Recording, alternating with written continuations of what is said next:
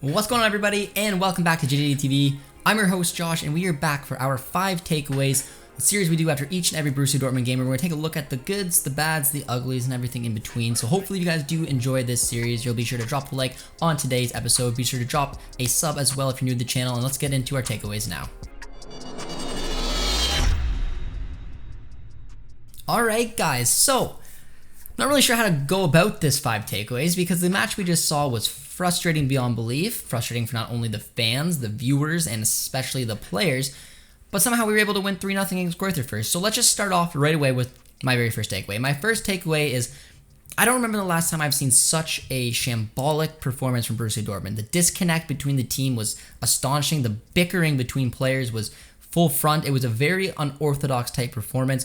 You saw the frustration. Something I wanted to point out is, as soon as Emre Can came onto the pitch, he was yelling at and barking at Haaland to get up and start pressing and get more involved in the game instead of just standing there. So I did personally like that from Can, but it was just something you don't see anything. I'm not sure what exactly is going on there, if this frustration was boiling on from the Bayern match, getting knocked out of Champions League, it's all just coming back up. But it was something that was a little bit surprising and not obviously something you want to see, but I mean, they still able to find a way through, so hopefully Marco Rose will be able to tame that a little bit in the dressing room. But there's definitely some tension coming on, and the fans, with the boos that were coming in, made sure that it was on full effect for a really frustrating performance all around.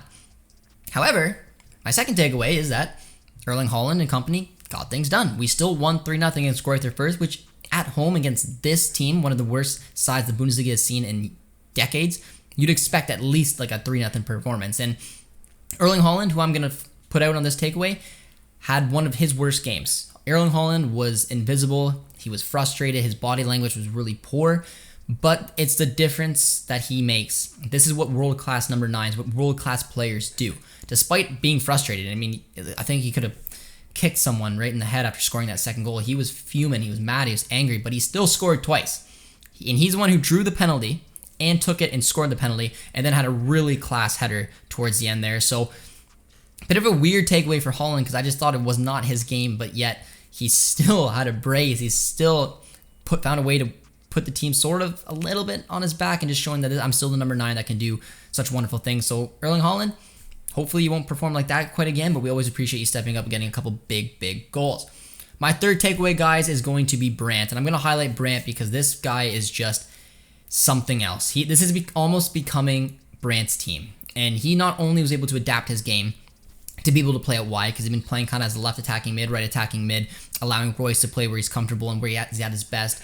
But the deliveries and the creativities from Royce and Brandt together this game were incredible, but specifically Brandt. There was moments where he allowed the ball to run through him, getting past defenders, just cheeky little through balls, the delivery, obviously picking up 2 assists today, the beautiful free kick he whipped in for Haaland, and then the final ball at the end to get Tamalan in there as well was just unbelievable. He's becoming a pillar of this team, and I absolutely love it. And I was someone who, again, I always talk about this, I never really thought he was going to find his way. I didn't think he could get pushed out to the wings like that and have an impact on the game.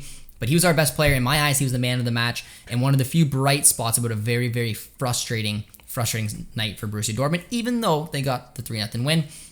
So can't praise Brandt enough, and I want to hear what you guys' thoughts on Brandt are in the comments below. My fourth takeaway, guys, is Thomas Meunier, and I sometimes feel like I don't necessarily give him enough credit. And I'm going to sneak Zagadou in here as well, but Meunier, I thought, did really well. And I thought you could tell because we talked about Meunier and Schultz having similar type of approaches getting involved in the game while backtracking, and Schultz today looked really poor. I didn't like Schultz's performance at all. I thought he was picking the wrong decisions when to go forward, when to get caught. He got caught out all the time. His deliveries were poor. There was nothing really I liked about Schultz's game. Sloppy passes, sloppy positioning, getting himself and getting his team in trouble. But on the flip side of thing, I thought Meunier's runs, as usual, were pretty good. I thought his delivery and distribution was much better. And I thought he was definitely involved on the defensive side of the game as well. So I was relatively happy with Meunier, as he's surprisingly sneakily having a pretty decent little season for Dortmund. Not shining by any aspect from the right back side, but he does have 3 assists on the season, which is good. And his performances are staying consistent. And looking on the flip side at left back, I thought his performances have been very good. And then a little tidbit of information for Zagadou. I thought he was strong. I thought Zagadou had to bail himself out at time. I always say right now the thing I have a problem with Zagadou is he's got a mistake in him. He had a mistake. He turned over the ball. He was able to recover his from a mistake. Had a couple pressures coming in from a few different free kicks. But all in all, Zagadou is getting consistent minutes, and he's had a consistent decent performance. So again, he's just got to sharpen up his game a little bit and get rid of that mistake that just seems to be in him. But it's good signs from Signal Iduna. I'd like to see it, guys. And my fifth and final takeaway is that we got the job done. Okay, I mean, it's something, the mentality thing right now is going on in this group for today's match was unacceptable, but they still found a way to get it done. They won at home 3-0.